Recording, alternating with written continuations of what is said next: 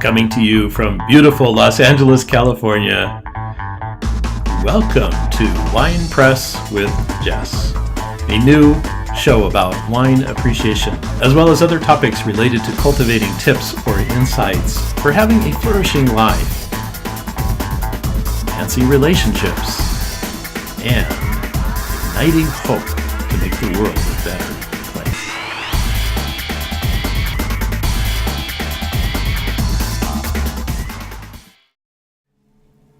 So, what is the difference between an ordeal and an adventure?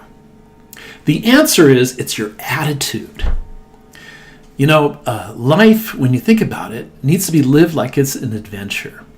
I remember watching Back to the Future years ago, and Dr. Emmett Brown, he was that famous scientist, that time-traveling guy with a... When he went into the future, he was known for saying, "Roads, where we're going, there are no need of roads." So here we are in the 21st century, and a lot has changed. If you're like me, you're kind of struggling.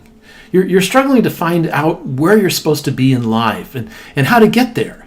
And when we look at entrepreneurship, which is what I'm all about, there are some things to remember. Now, earlier in the day, I went to work out at the gym. And one of the things I've discovered down through the years that there's a thing called muscle memory. You know, when you work out, you actually get into a groove where your muscles can remember a few things. Well, it's the same thing with our brains. You see, our brains, sometimes they go in a certain way, and we can have some negative thinking. And as a result of this negative thinking, we no longer have an adventure attitude. We think of life as an ordeal. And what I'd like to do today in this program is to stimulate you, to rewire your brain so you see yourself as on an adventure. Now, in that movie, Back to the Future, the famous scientist, Dr. Emmett Brown, was known for saying, "Great Scott! Great Scott! Great Scott! Great Scott! Great Scott! Great Scott!" That's right, Great Scott. And so what I'd like to do is to break up my talk into those elements of SCOTT. Great Scott! Great Scott. So the first part has to do with S. S stands for style versus substance.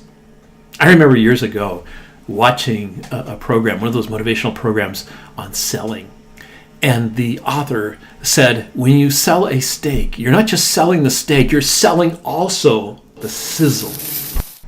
You know, when I look at the wine business, one of the things that I'm looking at is who's buying wine these days. And in my luxury brand, it's actually women. They've done some studies on it, and they found out that most of the purchasers of wine, well, it's not a huge majority, but a slight majority are women.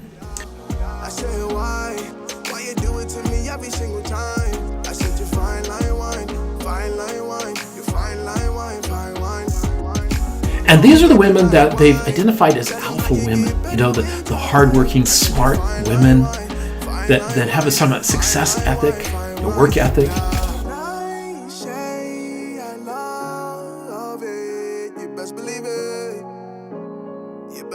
And the reason why they buy wine is for 4 reasons. They want to relax. They kind of want to wind down in life.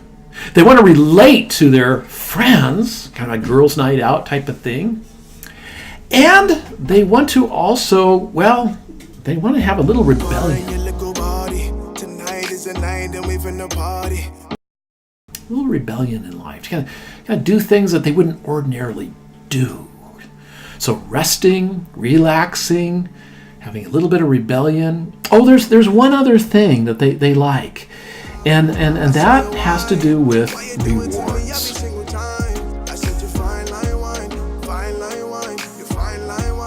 And so that's the one thing I want to emphasize for you today is think about your life in terms of those luxury items like wine. Think about ways in which you can relax as you take that sip, that you can relate to others, and that you can, treat yourself with a little bit of reward. So, until next time, cheers! Instrumental music was done by Easy Ruckus. Something in the Wine. And that love song was It's done by Amanzi from Nigeria. Fine Wine. Such a great love song.